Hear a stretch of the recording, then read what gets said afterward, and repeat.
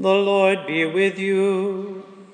And with your spirit. A reading from the Holy Gospel according to Luke.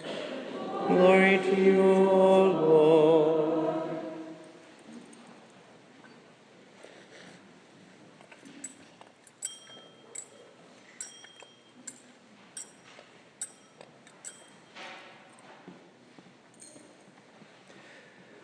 When the days were completed for their purification according to the law of Moses, the parents of Jesus took him up to Jerusalem to present him to the Lord. When they had fulfilled all the prescriptions of the law of the Lord, they returned to Galilee, to their own town of Nazareth. The child grew and became strong, filled with wisdom, and the favor of God was upon him. The Gospel of the Lord. Praise to you, Lord Jesus Christ.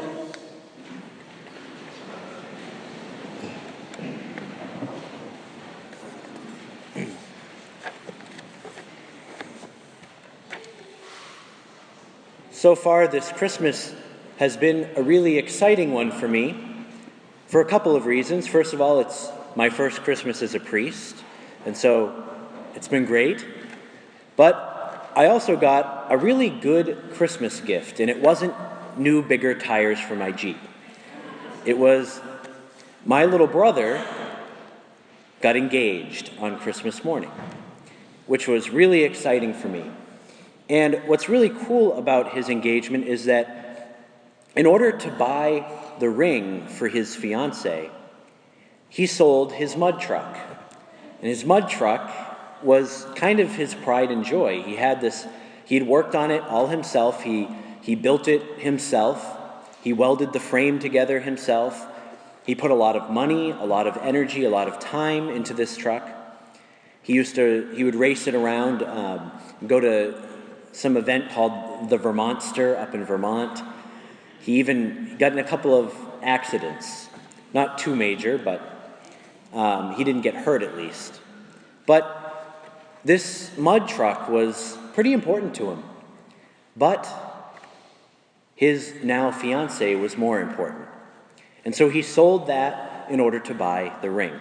He made a sacrifice for her. And my hope is that idea of sacrifice will be something that will pervade throughout his entire marriage to her, hopefully for many, many, many, many years. But today we celebrate the Feast of the Holy Family. And we have to ask ourselves, well, how do we make a family holy? The Holy Family, of course, is the model of holiness for all families and for all people. St. Joseph sacrificed his reputation in order to obey God and to take Mary into his home. He was a righteous man, he was chaste, and he loved Mary with his whole heart. And he loved Jesus as if he were his own son. He didn't have to say yes to God. He was within his rights under the law to divorce Mary and to leave her and to let it be. But he didn't.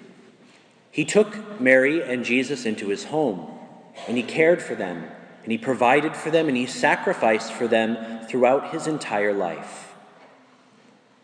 He listened to God. He was obedient to God's will.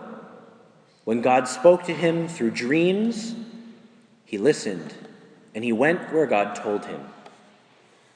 Mary also was obedient to God in her yes when she accepted the gift of the child Jesus in her womb to bear the Son of God into the world. And she loved her husband with her whole heart.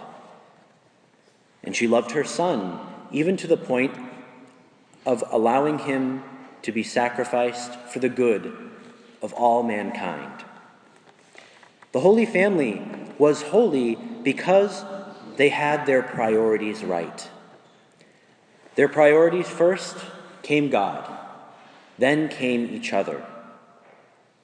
In the movie A Few Good Men, one of the lines that I always liked was one of the Marines explains his priorities to the court by saying, God, family, country, core.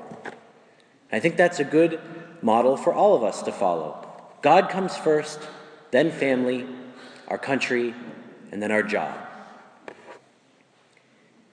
But unfortunately today, the family is constantly under attack.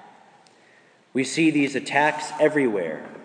I just read a statistic that's pretty disturbing, that less than 50% of American children will grow up in a traditional family for the first time ever.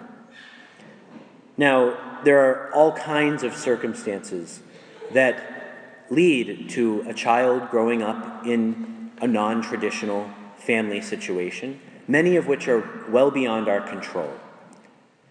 But there are also many deliberate attacks on the family itself, the very fiber of society. Without the family, we have nothing. We see governments redefining marriage at will all over the place, not just here. Same-sex marriage being promoted all over the place. Many burdens on families with the cost of health care and the cost of raising a family today are very high, as you all know. Fatherlessness, probably one of the most severe problems that we have in our society today. That doesn't mean that people are growing up without a biological father necessarily. They may have a father who's present, but if a father doesn't actually provide that example for his sons and daughters and raise his children in the faith and provide for them and love them, then he's not really much of a father. Divorce, a huge problem in our country. I myself am from a divorced family. My parents were divorced when I was young. And I would say that, in general, I'm the exception to the rule. For the most part, broken families, families that don't raise their children in the faith, or whose father does not practice the faith, generally those children will not grow up and go to church, never, much less become a priest. Of course, we have many people who just don't even bother getting married. They just live together. No commitment, really. No solemn commitment before God. We have sexual promiscuity, contraception, pornography, which destroys the proper understanding of the human person as being an end itself and never a means to an end. Objectifying the human body for one's own pleasure. And these things destroy marriage, and they destroy families. There are so many attacks, even some within the church. But what can we do? How can a family be holy today? And what is it that makes a family holy? Well, first of all, I think there's three primary elements of a holy family that reflect the Holy Family itself of Jesus, Mary, and Joseph. First, God is always first. The family that prays together stays together. Very common saying. We have to let the peace of Christ control our hearts, as St. Paul says. God must be the priority over all other things. And Joseph and the Holy Family did this very well. They were observant Jews. They practiced their faith. They raised Jesus as a good Jew. They brought him to the temple in order to present him to the Lord, as we read in our gospel. They were obedient to God, and they witnessed that obedience to their son. Just as Abraham was obedient to God, and he was willing even to sacrifice his only son for the sake of obeying God's will. Joseph listened so that when God spoke, he could hear him. And of course, parents have to be an example for their children in this. Your kids need to see you pray. They need to see you praying, going to church, going to confession, receiving the sacraments. They need to see that you love God, that you have a relationship with Him. Because if they don't see that, what model will they have? They're not going to learn it in school. They're certainly not going to learn it out there. They're going to learn it in the home, the domestic church. And fathers, it's your primary responsibility to be that example for your children. Because you are Christ in the home. You are the head of your household. It's your responsibility to be that example. The second point, husbands, love your wives as Christ loved the church, as St. Paul says in Ephesians chapter 5. And what does that mean? That means you have to be willing to die for her. Sacrifice. And this doesn't just apply to the men, by the way. Everyone has to be willing to sacrifice for the good of the family.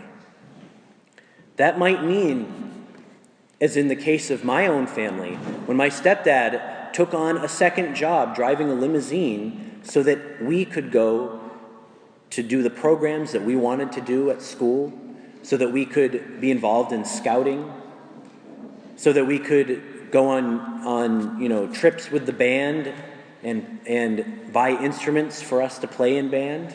They weren't brand new, but they were good. And he sacrificed so that we could do that. Husbands, love your wives first. Wives, love your husbands first. And that love will be an example for your children. The best way for you to love your children is to love each other, to be good spouses. The third point is to live your faith at home. Teach the faith to your children, just as Mary and Joseph taught Jesus and raised him in the faith. Don't expect the church to do it for you. It's not my job to teach your children the faith. I'm part of it, but it's your job to be the first teachers of your children. Godparents, you're there to help the parents of these children raise their kids. Grandparents, you too can help. Know that you're not alone in this. The church is here to help you, but we can't do it for you. It's the domestic church that children really learn their faith. And so, look to the church for help. Get involved in the different programs that we offer in our parish that help you to grow in your faith and to develop your own personal relationship with God. Because if you don't have it and you don't show it at home, then your children probably won't get it.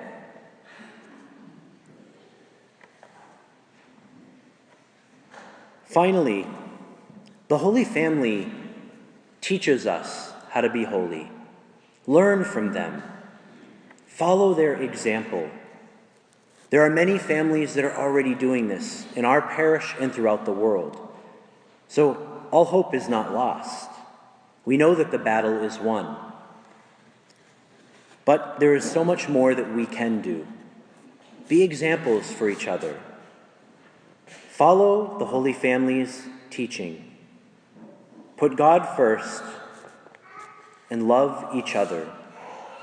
And raise your children in the faith so that they can do the same one day.